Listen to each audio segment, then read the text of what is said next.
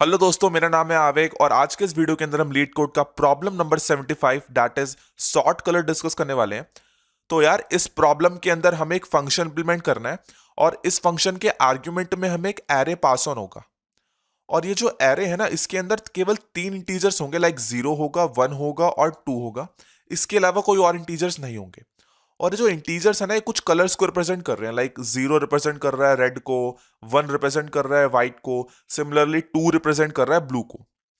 यार, अब हमारा इस क्वेश्चन के अंदर टास्क ये है कि हमें इस पूरे एरे को ना सॉर्ट करना है। एक तरीके से सॉर्ट करने का मतलब बेसिकली ये है कि जीरोस को सबसे स्टार्टिंग में ला देना है, फिर 1 को ला देना है, फिर 2 को ला देना है, इस तरीके से।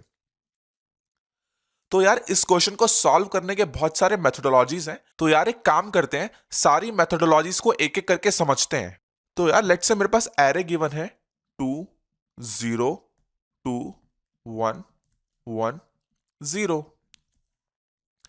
यार, सबसे पहला जो मेथड है ना, वो तो ये है कि एक काम करते हैं, हमें जो एरे गिवन है ना, हम इसको सॉर्ट कर लेते हैं।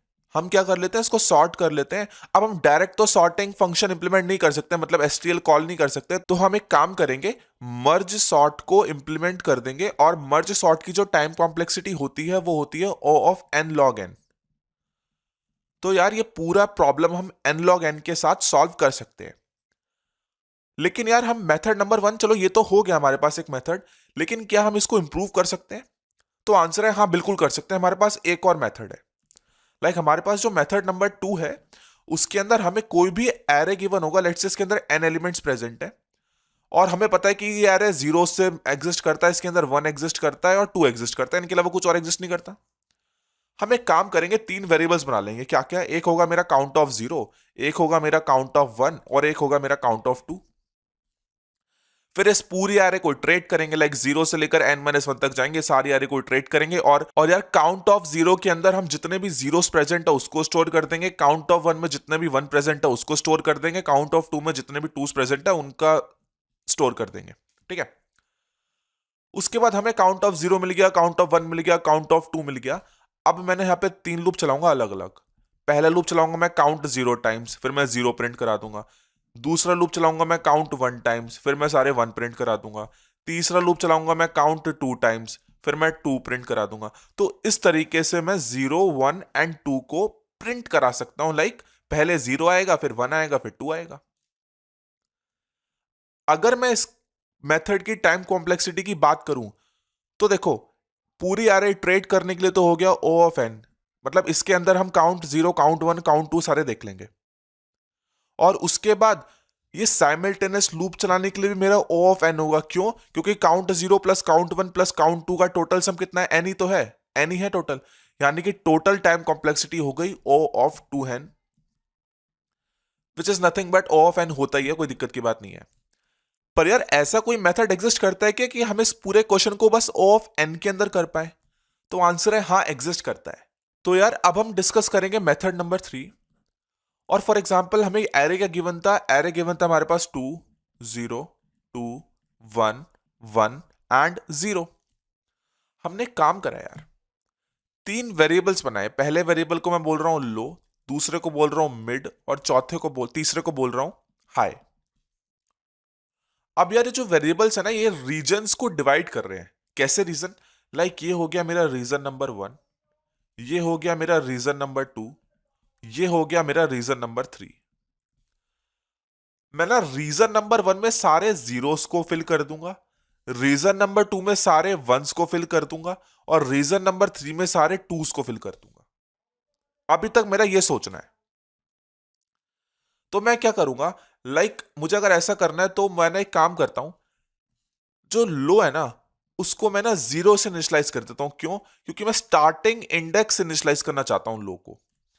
और मिड है ना, मिड को भी मैं 0 से इनिशियलाइज कर देता हूं, क्योंकि वो भी सेम लॉजिक है, क्या कि मैं स्टार्टिंग इंडेक्स से उसको इनिशियलाइज करना चाहता हूं, लो और मिड को। और जो मेरा हाई है ना, उसको मैं एकदम एंड से इनिशियलाइज करूंगा, लाइक जो लास्ट एलिमेंट है ना n-1 पोजीशन पे, उससे इनिशियलाइज कर दूंगा। ऐसा क्यों? क्योंकि यार, जो टूज है ना, वो तो डेफिनेटली एकदम एंड में आएंगे। तो एंड में आएंगे, इसलिए मैंने क्या करा, हाई को ना एकदम एंड में इनिशियलाइज कर दिया। अब आप बोलोगे यार, मिड तो बीच में आएगा, तो उसको हम क्यों नहीं करा? यार, क्योंकि हमें पता नहीं ना कि मिड बेसिकली कहां पे लाई करेगा, किस रेंज में। क्या पता यहां पे मिड आ जाए, यहां पे मिड आ जाए, मुझे नहीं पता। तो इसलिए मैंने अभी लो को 0 से इनिशियलाइज करा, मिड को 0 से इनिशियलाइज करा और हाई को मैंने n-1 से इनिशियलाइज किया। अब मैं एक काम करता हूं, जो भी पूरा कोड अप्रोच है उसको मैं लिख देता हूं, फिर अपन एक टेस्ट केस लेके उस पे उस कोड को एग्जीक्यूट करेंगे। तो यार ये है मेरा कोड। अब मैंने क्या करा है, मैंने पूरा कोड लिख दिया है और ये मेरा इनपुट है। अब देखो स्टार्टिंग में मैंने क्या बोला था, स्टार्टिंग में मैंने बोला था कि लो को मैं 0th इंडेक्स पे डालूंगा, मिड को भी स्टार्टिंग इंडेक्स पे डालूंगा और हाई को एकदम एंड वाले इंडेक्स पे इनिशियलाइज कर दूंगा। तो फिर मैं यहां पे भी वो शो कर देता हूं, लाइक क्या, कि जो मेरा लो है वो इसको पॉइंट कर रहा है, जो मेरा मिड है वो भी इसको पॉइंट कर रहा है और जो मेरा हाई है वो अभी इसको पॉइंट कर रहा है। ठीक है। और मैंने देखो वाइल लूप चलाऊंगा कब तक, जब तक मेरा मिड इंडेक्स हाई से छोटा या उसके बराबर है तब तक मैं वाइल लूप चलाऊंगा, क्योंकि मिड तो हाई के आगे जा नहीं सकता ना यार। इसलिए मैं mid less than equals to high तक के लिए वाइल लूप चलाऊंगा। और मैं क्या लिखूंगा, ध्यान से देखना, इस अप्रोच के अंदर ना बस मेरा टास्क क्या होगा कि मैं जीरोस को उनकी सही पोजीशन पे डाल दूं और टूस को उनकी सही पोजीशन पे डाल दूं। अगर मैंने जीरोस को उनकी सही पोजीशन पे डाल दिया और टूस को उनकी सही पोजीशन पे डाल दिया तो ऑटोमेटिकली वन अपनी सही पोजीशन पे आ जाएंगे। तो ये इस पूरे कोड का कैच है, क्या, कि जीरो को उसकी सही पोजीशन पे डाल दो, टूस को उसकी सही पोजीशन पे डाल दो और वंस को उसकी सही पोजीशन पे डाल दो। तो मतलब मैंने यहां पे क्या करा है, मैंने बोला है कि फॉर एग्जाम्पल अगर मुझे किसी भी मिड इंडेक्स पे, मतलब किसी भी मिड वाले इंडेक्स पे मुझे 1 मिल जाए तो उसको इग्नोर मार दो यार, क्योंकि मुझे उसको कोई छेड़छाड़ नहीं करना। तो मैंने मिड को डायरेक्ट इंक्रीमेंट कर दिया कि भाई चलो आगे देखो आगे कौन सा एलिमेंट प्रेजेंट है। अगर सपोज मुझे मिड इंडेक्स पे 0 मिल गया, अब अगर मुझे 0 मिल गया तो फिर मुझे उसको स्टार्टिंग में तो पहुंचाना पड़ेगा ना, मतलब एकदम स्टार्ट वाले जो नंबर्स हैं उनमें तो पहुंचाना पड़ेगा ना। तो स्टार्ट को कौन रिप्रेजेंट कर रहा है, स्टार्ट को रिप्रेजेंट कर रहा है लो, है ना। तो फिर मैंने क्या करा, जो मिड इंडेक्स पे जो वैल्यू प्रेजेंट है उसको लो के साथ स्वैप कर दिया और फिर मैंने लो वाले को भी इंक्रीमेंट करा और मिड वाले को भी इंक्रीमेंट करा कि अब एक काम करना भाई, लो वाले को तो इसलिए कर दिया क्यों, क्योंकि अब अगला जीरो आएगा तो वो पिछले जीरो को तो बाद ही आएगा ना। और मिड वाले को इंक्रीमेंट इसलिए कर दिया कि अब एक काम करो तुम अगले नंबर को देखो क्या है। उसके बाद अगर फॉर एग्जाम्पल मिड इंडेक्स पे मेरा 2 आ जाता है, अब मुझे पता है कि अगर 2 आ गया तो मुझे उसको एकदम एंड में पहुंचाना है, मतलब एंड में रहना है 2। तो फिर मैंने उसको हाई वाले के साथ स्वैप कर दिया और फिर मैंने हाई को माइनस मतलब डिक्रीमेंट करा। डिक्रीमेंट क्यों करा, क्योंकि अब जब नेक्स्ट हाई आएगा तो वो उसके पीछे आएगा ना, क्योंकि देखो अगर पहला 2 मिलेगा तो वो एकदम स्टार्टिंग में पहुंच गया। अब जो नेक्स्ट 2 है वो इसके पीछे आना चाहिए, मतलब इधर पे आना चाहिए। तो इसलिए मैंने हाई को माइनस माइनस कर दिया कि जिससे जब नेक्स्ट 2 आए ना तो वो उसके पीछे ही आए, कहीं उसके आगे वागे ना भाग जाए। ठीक है। लेकिन मैंने यहां पे ना मिड को इंक्रीमेंट नहीं करा। और मिड को इंक्रीमेंट ना करने का रीजन ये है यार, फॉर एग्जांपल अगर सपोज लास्ट में मेरा 0 होता और वो स्वैप हो जाता है 2 से, तो यहां पे 0 पहुंच गया, मिड वाले में 0 पहुंच गया। अब क्या पता है मिड वाला स्टार्टिंग में बिलोंग करता हो, है ना। तो इसलिए मैंने मिड को अभी इंक्रीमेंट नहीं किया, मैं दोबारा से चेक करूंगा कि क्या उस जगह पे 0 है या 1 है या फिर क्या चीज है, तो इसलिए। तो फिर ये कोड चलता रहेगा चलता रहेगा चलता रहेगा कब तक, जब तक mid less than equals to high है। जैसे ही मेरा ये फॉल्स होगा वैसे ही लूप खत्म होगा और जो हमारा एरे है जिस वे में हम चाहते हैं उस वे में सॉर्ट हो जाएगा। इसको ड्राई रन करके देख लेते हैं। देखो स्टार्टिंग में मेरा लो है 2, मतलब ये इंडेक्स है 0, ये इंडेक्स है 1, ये इंडेक्स है 2, ये इंडेक्स है 3, ये इंडेक्स है 4, ये इंडेक्स है 5। स्टार्टिंग में मेरा क्या है, स्टार्टिंग में जो मेरा लो है वो भी पहले इंडेक्स को पॉइंट कर रहा है, मिड भी पहले इंडेक्स को पॉइंट कर रहा है। और मैं देख रहा हूं क्या मेरा ए ऑफ मिड 1 है, लेकिन यार ए ऑफ मिड तो 2 है, मेरा ए ऑफ मिड तो 2 है। ए ऑफ मिड 2 यानी कि मैं एल्स में आया, फिर मैंने स्वैप कर दिया हाई वाले को और मिड वाले को, मतलब अब 0 उधर पे जाएगा और 2 उधर पे जाएगा। तो जो मेरा एरे वो ऐसा बन गया कुछ, 0 स्टार्टिंग में आ गया, 2 इधर पे पहुंच गया और जो बाकी के एलिमेंट थे वो एज इट इज है, लाइक 0 एज इट इज है, 2 एज इट इज है, 1 एज इट इज और ये वाला 1 भी एज इट इज है।